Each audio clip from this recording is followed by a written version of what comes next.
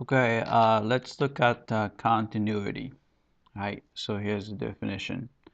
A function f is called continuous at x equals a if the limit of f of x as x approaches a is actually the same as f of a. Right, so remember that limit is a tendency.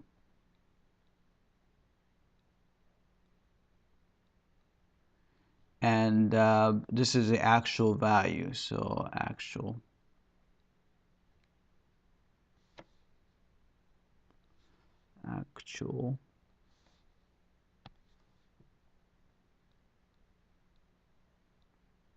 value. When the tendency is equal to the actual value, then we say function is continuous there. All right. So, but informally, continuous just means that the no breakage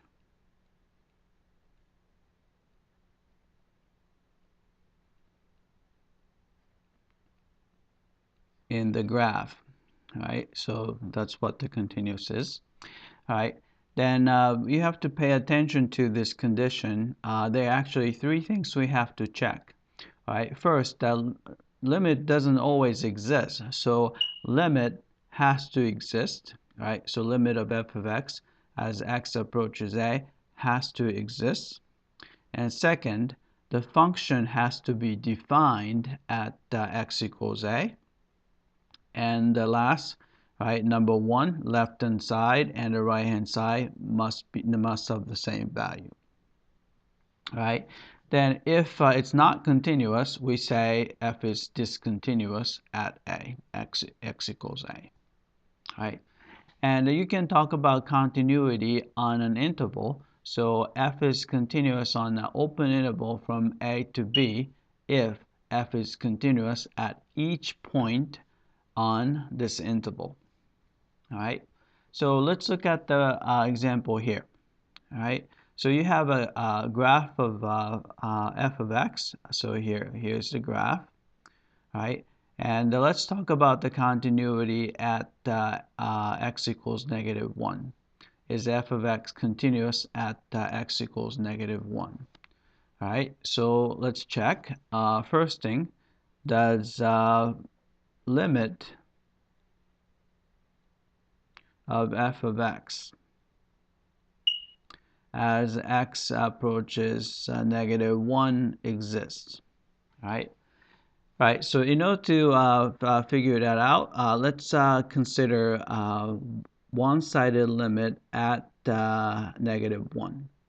So we talk about look at the limit of f of x as x approaches -1 from the left. And then we also talk about the limit of f of x as x approaches -1 from the right, right?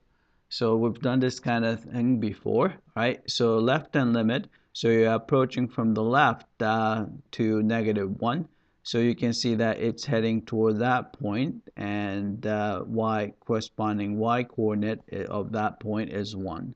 So this is going to be left-hand limit is 1, right? Right-hand limit, on the other hand, if you're approaching from this side, you can see that it's heading toward this point, whose coordinate, y coordinate is 2. So this is 2. All right. All right. Since these two values, left-hand limit and right-hand limit, do not agree with each other, so therefore this limit does not exist. All right, so you can see that we already failed the first condition. So limit does not exist. So we already know that the answer is f continuous at x equals -1. Answer is no.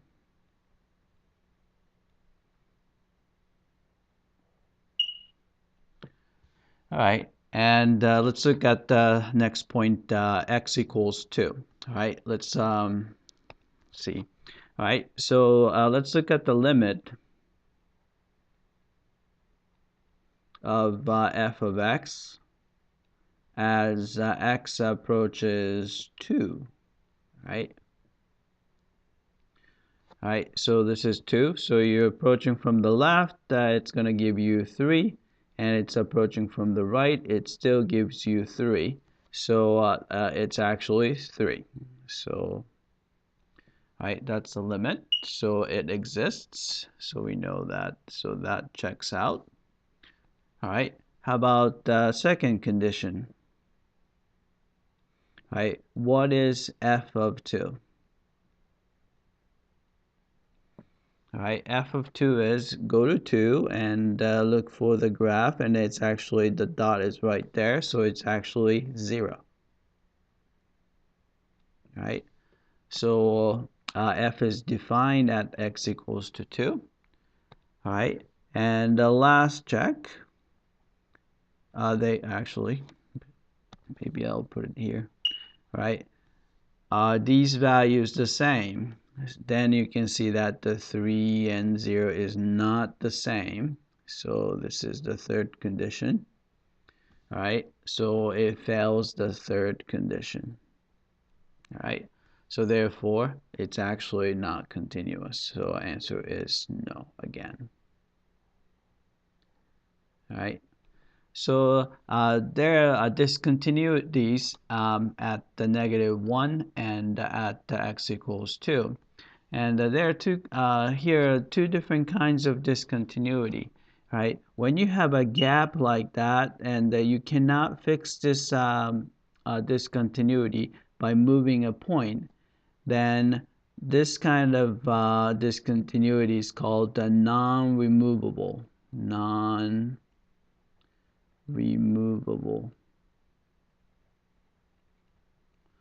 discontinuity.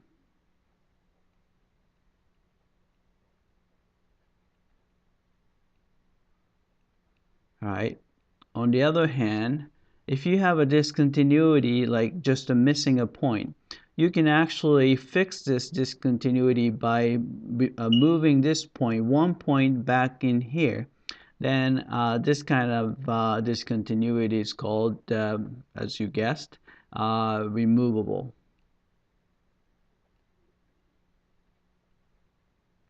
discontinuity.